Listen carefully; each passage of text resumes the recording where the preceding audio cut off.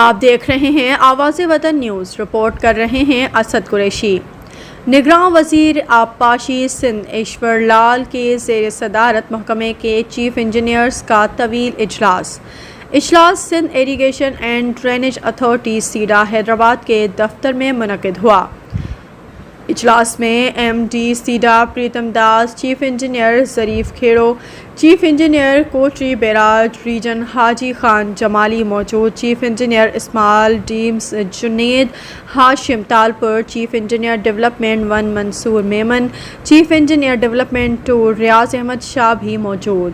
एक्सीएंस project directors और दीगर भी इजलास में शरीक। इजलास में जारी एडीपी स्कीम्स पर तफसीली ब्रीफिंग तलब। इंजीनियर्स और स्टाफ शदीद किल्लत के बायस जारी स्कीम्स मुतासर हो रही हैं। ब्रीफिंग महकमा आबपاشی सिंध वर्ल्ड बैंक स्कीम्स में कारकर्दगी के लिहाज से पाकिस्तान में पहले नंबर पर है।